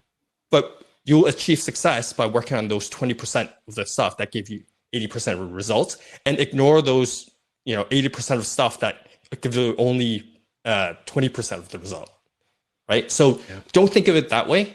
And when I usually throw things off to another day using sorted, kind of like a tickler file system, and then it comes back to me and I see that day, I plan it, then I reprioritize based on what's there. Maybe something that I thought was important yesterday that I threw to tomorrow, it's not important anymore based when compared to what I have to do tomorrow. Then I just pick on, just fill my day with all the top priority stuff that are truly important to me, try to get through those, and move anything less important off, and then just keep doing that. That's my answer. Cool. Very good. Claire, your turn. The point about which Lyndon was mentioning, I think it's having a buffer, and some of the people healthy them every day within your day. So don't deal in your 9 to 5 every minute of the day, every hour of the day, every time block. You build in those little buffers. So if your energy hit the the buffers, having a buffer. You've got that so in that it's just going to have this sort of knock effect. And having, certainly with backlog, I mean, email is always one of those things everyone has a backlog with, and they get too caught up in it. But I've got to read that email from 6 months ago just in case there was something important there. And you really don't, as Leo was saying. It's about what's important, really important, and actually you can probably forget most of that. As to building in some sort of balance and having that time, it's when you're finding time to study, you need to also acknowledge the fact that this is not something that's going to go on unless you're doing a degree for years and years and years. There is a finite amount of time you need to commit to that study. So it's an investment of your time and your energy and your resources. So it's worth spending that time doing that. But also managing it across, well, yes, I also need to find time to have a life, to talk to my partner and spend time with the family. And you schedule that in with these are the things that are important. So I need to make sure that I'm not coming back from work, maybe if you're lucky, having something to eat, and then I'm spending 4 hours working. Is that I need to be able to spread it out, which is what I did. And I did study for a degree, and I think it took me about 8 years because I was doing it Open University part-time, and you can pick and choose as much as you want to do. And that was 1 to 2 hours most evenings. I did end up working quite long hours when I had an assignment due. So that happens, but it's the exception. And there's also that time for setting the intention to, I'm not going to work every evening. I'm going to have one evening with the family or with my partner. It's not every weekend, but there's the sort of, it's important enough that you're doing it in the first place. So you need to commit to it, but you also need to find time to have that balance and to exercise and look after yourself and have time for a social life as and when we ever get back to having social lives. Yeah, it's one of those things that, and I'd be curious to hear both of you talk about this. There's this perception within the productivity community that we've reached peak madness around getting the most out of our time. And we're starting to see it swing back the other direction now, recognizing that ticking every box on the to-do list isn't actually being productive. You know, there is so much more to that. Leo, you've released a software package, you run a company, you have applications, you have support, you have development, you have all of that stuff on top of it. What do you think when you talk to your team and they're trying to figure out their place in the productivity world, lack of a better term? How does that work for them? Sorry, I didn't quite get that question. Can you rephrase one more time? Yeah, I kind of wandered around the question I was having. When somebody comes to you on one of your teams for advice of saying, look, I feel overworked, I feel like there's too much going on, what advice do you give them to find that happy balance within their world and still be able to meet what they need to? I basically talk to them about the same thing I mentioned before, right? Is to reevaluate what are the goals. And through my experience through turning around Body Glove and working at Louis Vuitton, managing a team there, and also with the startup here, I've always found one thing that really helped me and my team is to go back to the roots of what you're set out to do, right? It's easy throughout all the daily things that you have to do to kind of start losing sight of your goal, right? And usually with my team, whether they're doing marketing or whether they're doing development, we started off that path to achieve a certain goal, right? And I find it very useful to sometimes stop them and say, look, by doing this, are we moving towards the goal, right? And if you get sick from overworking, we're not going to be moving toward that goal, So if there needs to be a delay, fine, there'll be some delays. We expect that, right? Is there any way around that delay without overworking yourself, right? Because that's not the answer in the long run. That'll only become a hindrance. So then I usually focus them back on that goal. What could be hindrances, such as overworking yourself, burning out, and tell them that's not the way, right? Don't look at that, right? Is there smarter ways to get around that? If not, if it only takes a little bit more time, fair enough. Let's adjust the schedule and adapt, and that's it. Yeah, it's interesting to me when we get into these conversations with people, whether they're trying to be a student and they're trying to expand their skill set, where they're trying to be better at the role that they have within a career or their particular company or organization. And they really start to struggle with what's the priority. And the priorities change on any given day. I mean, they flex, they get different priorities based on the person they talk to. I'm sure we've all seen people who struggle within organizations where they have, far too many managers above them who all have their own agendas, who determine, okay, you need to work on this now, or you need to focus on that now. And meanwhile, they're trying to I'm just trying to not fall over right now. Because it's spinning plates. That's exactly it. And that really becomes a hard aspect. And I think about that with students, because if somebody's trying to learn and expand their ability. I have a person who's a direct report of myself who I'm working with him and coaching him on expanding his skill set. And I feel a bit of a dilemma because I want him to really focus on that continuous learning. The challenge I have is I also need him to focus on getting the things done for deliverables. And when it comes down to it, if there's a meeting that has to happen, do I turn back around to him and say, yeah, everything I told you about that continuous education thing, that takes second place. How do we, from both sides of the equation, how do we help people really start to take ownership of their own productivity outside of what they're told to do and, all the books and the guides and everything else like that? How do we help them take those steps? Claire, do you want to start with Leo? Go ahead. Okay.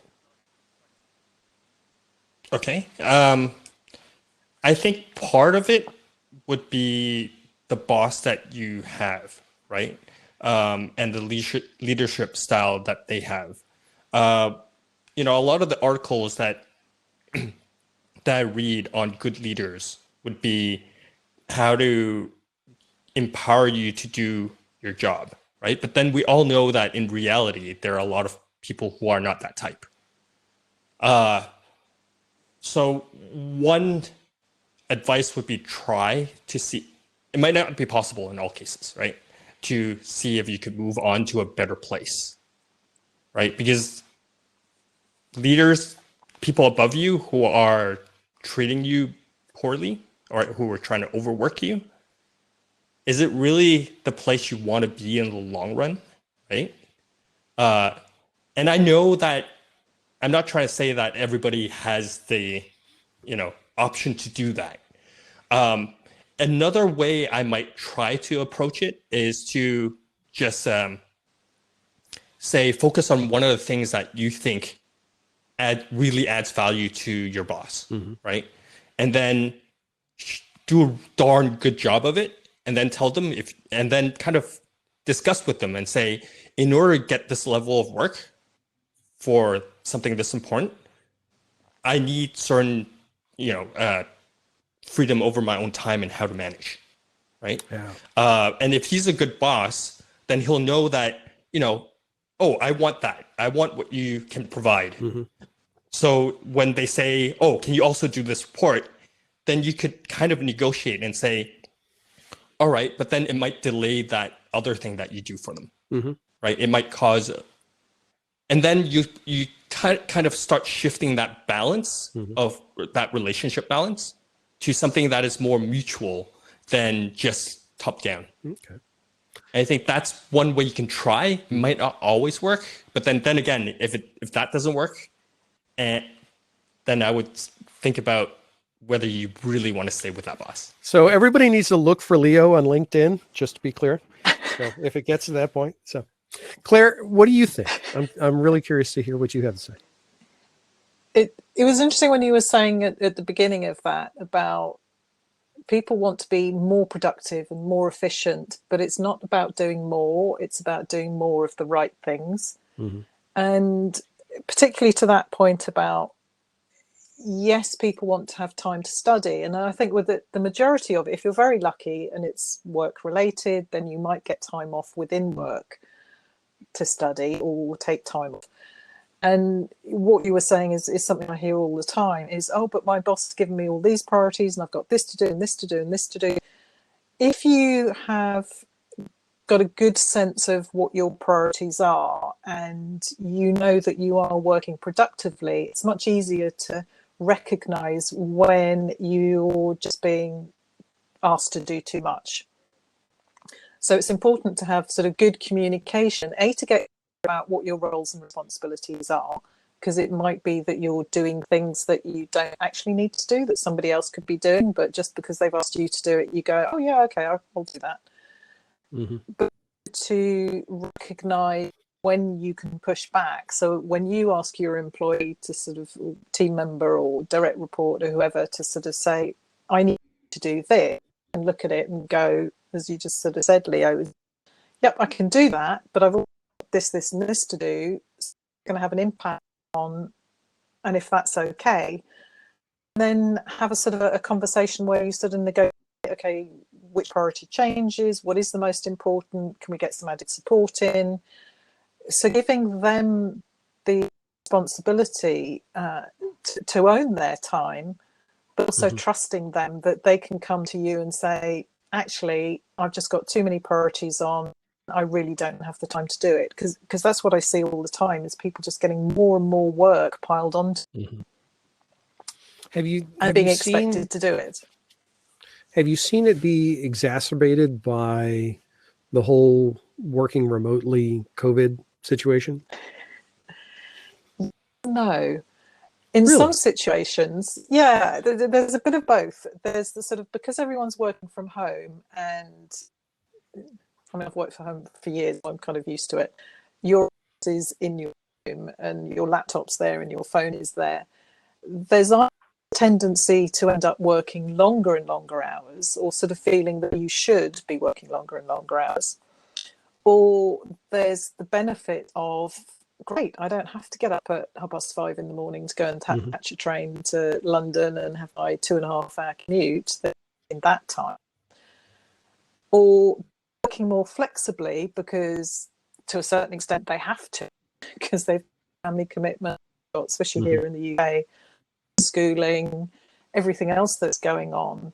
So they've almost had to condense their working day maybe into 6 hours rather than 8 hours, and finding that actually they're just as productive because they have those distractions. They can be more selective about who they talk to when they have meetings. So there's that sort of positive, as against, actually, I'm finding I'm working longer hours because my computer's in front of me. Yeah, it's interesting. And I'd be curious to your take on it, Leo, specifically because you're dealing with a remote team and you have to be sensitive to, flexing within that. Personally, I found that when all this started, now for a number of years, I worked from home full time. So I kind of knew how to make that work. What I noticed right away, though, is a lot of people just didn't know how to manage starting and stopping. And I had one gentleman I was talking with, and he's like, I just don't know how to end the day. And I was, real easy.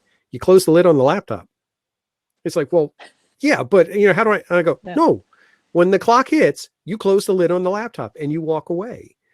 Put it in the bag if you have to. Do something. You have to give yourself that mental endpoint to transition. He goes, well, what if I need to work in the evening? That's okay. If you're going to work 3 hours in the evening, just make sure you give yourself that 3 hours back sometime during the course of the day. During one of the productivity cast episodes, we were talking about the 40-hour week and the myth of the 40-hour week and how it got to it and the history behind it, and companies starting to shift to doing, 4-day work weeks and things like that. And I challenged anybody who was listening at that point. I said, look, you want to put your money where your mouth is? Fine. Then you give your people that 8 hours back. If they're able to do their job in 32 hours and do it efficiently and effectively and getting the things done that you need, give them that 8 hours. That's as valuable, if not more so, than a nominal pay increase that may show up once a year, because there's a huge amount of value there. And if it's not 8 hours in a day, it's 2 hours here, 2 hours there, but give them the freedom to control that.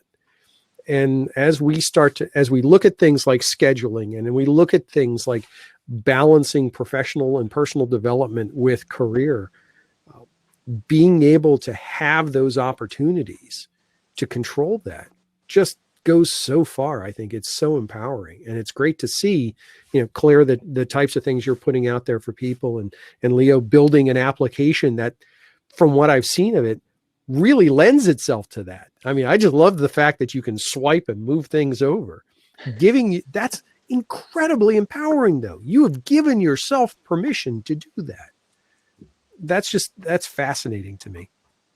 So I have another question. I'm trying to make up some questions as we go, because we haven't gotten a lot in the QA, but I know people are watching. So ask questions, because these two are fantastic for answering them. When you started on your career path, what was the first piece of advice around being productive that you ever got?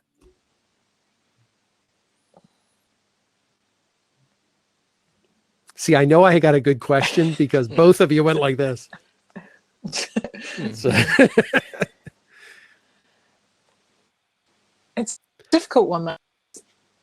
My business, time management, and productivity, the reason I chose that was because where I was working previously in the career I came out of, I recognized that an organization is not brilliant by any means, and I know people that are super organized, but it was a lot better than a lot of the people that I was connecting with and meeting and sort of the first clients, which is why I sort of thought I'd get into that.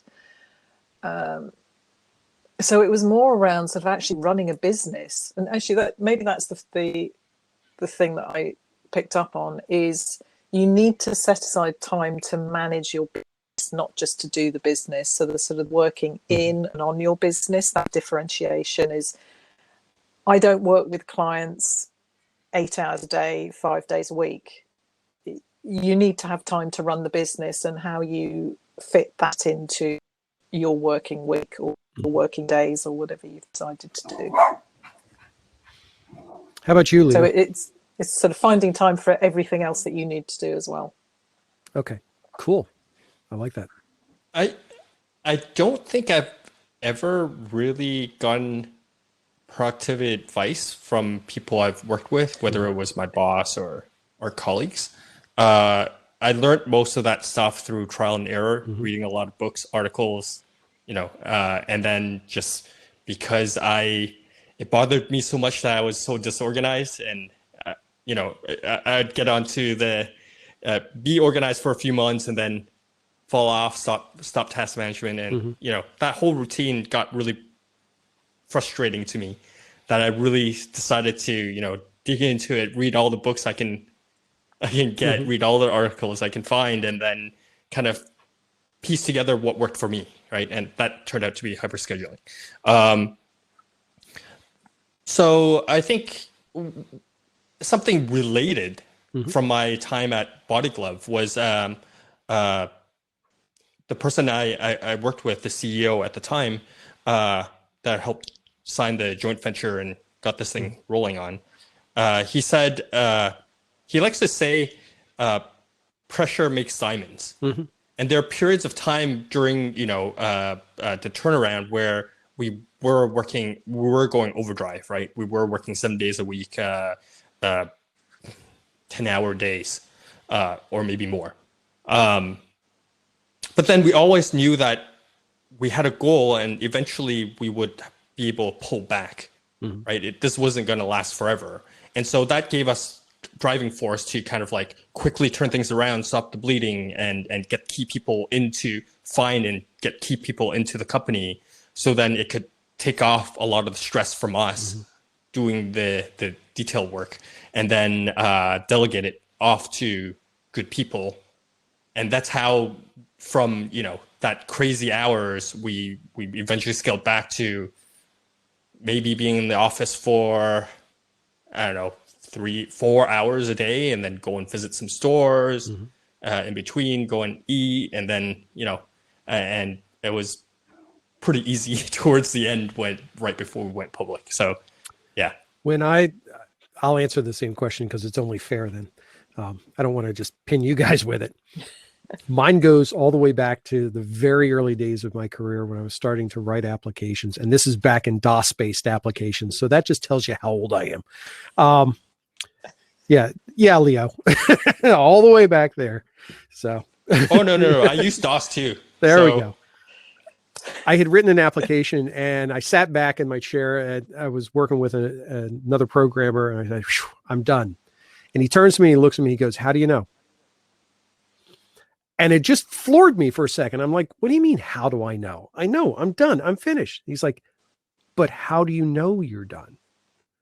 And it occurred to me that, and I've lived by that from that point, that completeness and finishing and ticking off boxes on checklists isn't actually being done. It's understanding what that success criteria truly means. Is it, when I finish this, is it to make someone happy? Is it to make something better? Is it to improve an efficiency in something? What is truly done?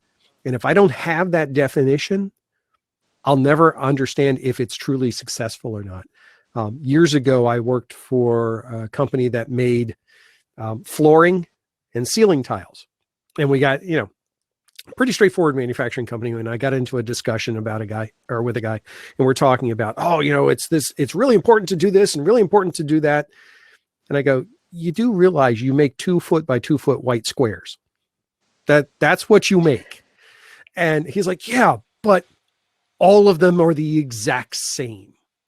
And that was his success criteria. If he could meet that measure, everything he was doing to get to that point meant that he was done what he needed to do because he could meet that success criteria. And to me, that's probably one of the most important things that I ever learned, is to understand where the finish line actually is, and all the pieces that come to that, all the learning that I have to do to be able to get to that finish line, all the tools that I need to have in place to be able to successfully keep running down that path. If I don't know where the line is, I'm just going to keep running laps forever. So it's fascinating that you two have those different stances on the things. So here's another one of my favorites. What's your biggest productivity pet peeve? What's the one thing that really just makes your teeth ache every time you either hear somebody doing it or complaining about it or saying it's the right thing to do? Or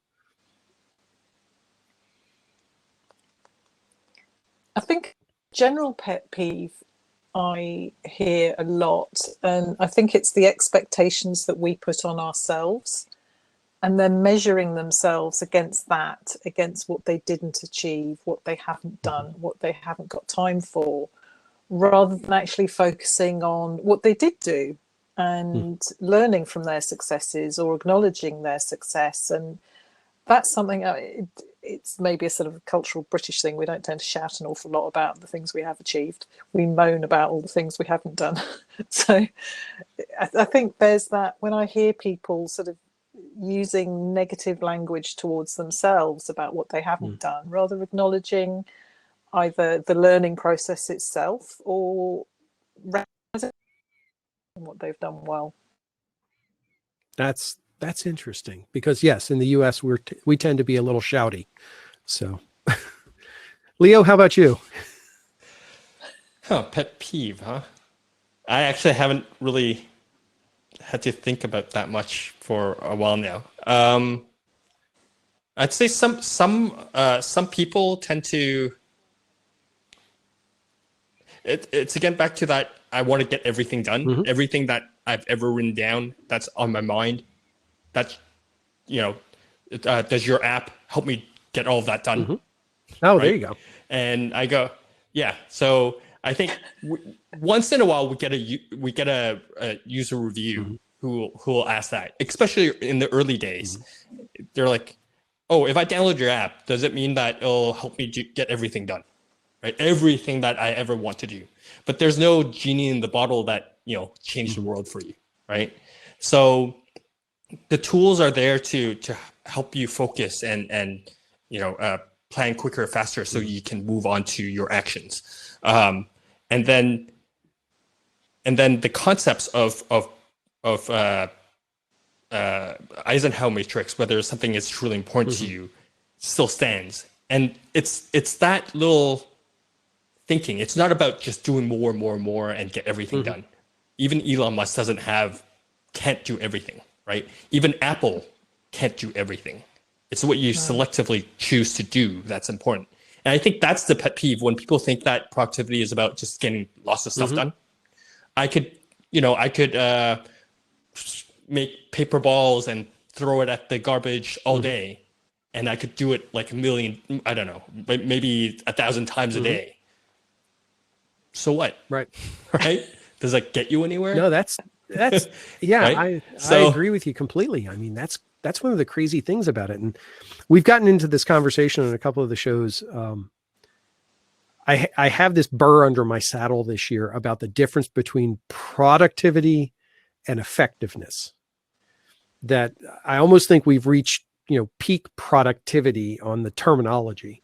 And I use the phrase all the time, doing the right things in the right ways at the right times. And that's kind of my mantra to myself as to, should I even be doing this?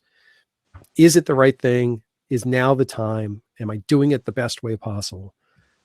But for me, for the pet peeve, and it's actually a rather specific one, is that email is not as terrible as people make it out to be. And I know that's a very controversial stance to take, but personally, I don't think it's that horrible. I think the way we use it is horrific, but email in and of itself can be a highly effective tool, especially when we think about giving people freedom back to manage their time. And the reason why I say that, and I'm curious to hear what you two think about this, I am in no way, shape, or form under any illusion that when I send an email that I should be getting an immediate response back. And that, I think, is the biggest challenge that people have, is they think, oh, I sent you an email. Why didn't you respond? Because it's an email. You're not going to get it back anytime soon. It's not a chat. It's not a phone call. It's nothing else. So I'm curious what you guys think about that especially within the tool space, and especially with learning ways to do this. When you have something that, quote, compels productivity, does it by its own nature create problems? I'm just curious.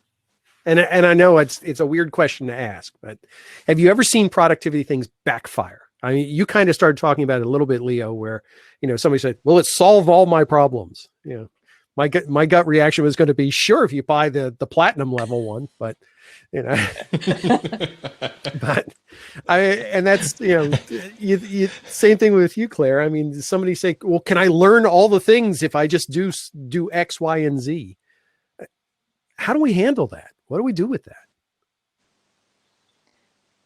There's an element of, and I do that a lot, because I do have a sort of tech background and come out of IT. I quite like the IT things, but I see a lot of people will jump on the latest app, the latest productivity tool, the latest add-on, and think that is going to be the magic they need to make everything suddenly be productive. And as you were sort of saying, Leo, there's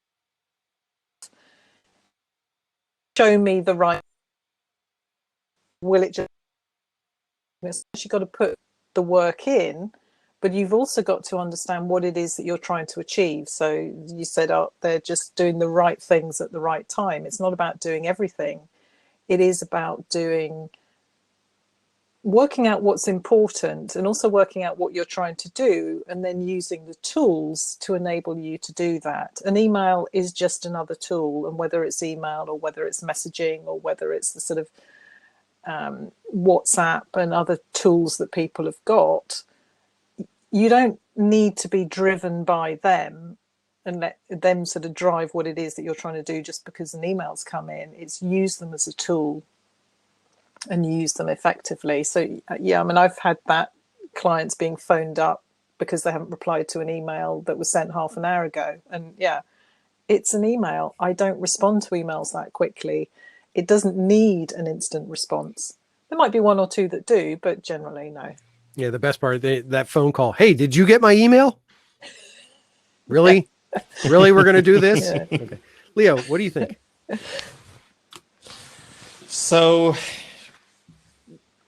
I work remotely with my team, right? And I think we early on kind of discussed certain ground rules, right?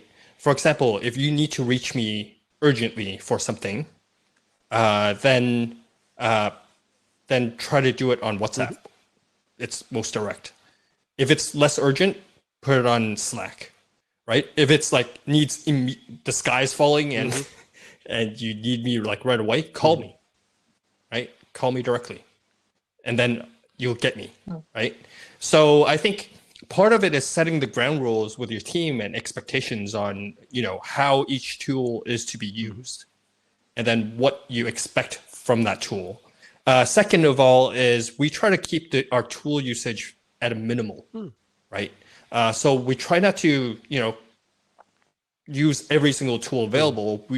It's better to keep, you know, keep things simple, keep it simple, stupid, keep it as simple as possible, right? Because we're trying to, the whole management part, all these tools are supposed to be assistive to us in getting things done and not like the end goal, right? So we would once in a while, maybe every half a year or a year, we'll come together and say, I've heard about these couple of these new tools that might replace a part of our workflow. Do we want to spend a day to geek out and see if it's a good fit? And we'll do those sessions maybe every once in a while, periodically, right? But then aside from that, when it's not time for that, we'll mark it down in one of our lists in Sorted to say, let's discuss this tool, but then we'll ignore it. Because, you know, there's no point in chasing all these little tools if something is working for just incremental gains. And we might as well batch that all together and discuss that at once and see if we want to, you know, do a big upgrade in our tooling to get something more substantial out of it. So yeah, that's how we. It's interesting that you level set that right away. I think so many organizations and teams and even just groups don't do that. They don't take that moment at the beginning to develop that consensus to say, this is the behavior that goes along with these tools.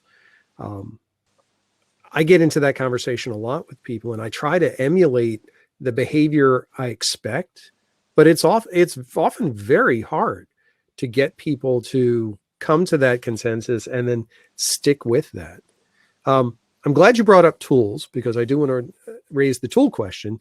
And Leo, you're not allowed to name your own, but I'm curious for each of you, what is your favorite productivity tool and why?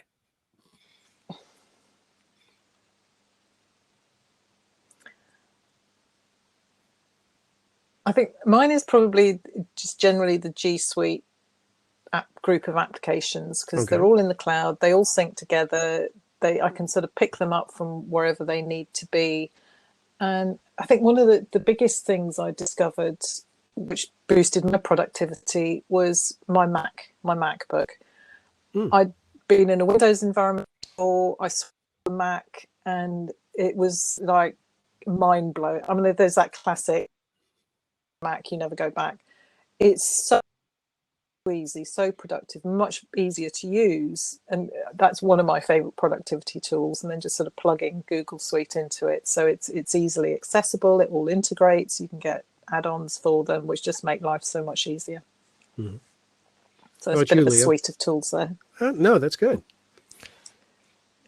I would say software wise, it's GitHub. So Sure. we do coding, right? But aside from coding, we also put up a lot of wikis in there. We have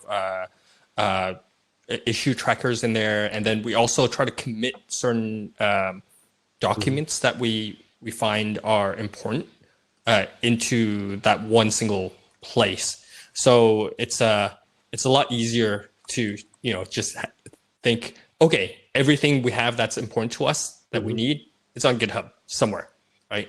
And so we don't have to think about where else to store it. Do I encrypt it somewhere else or whatever?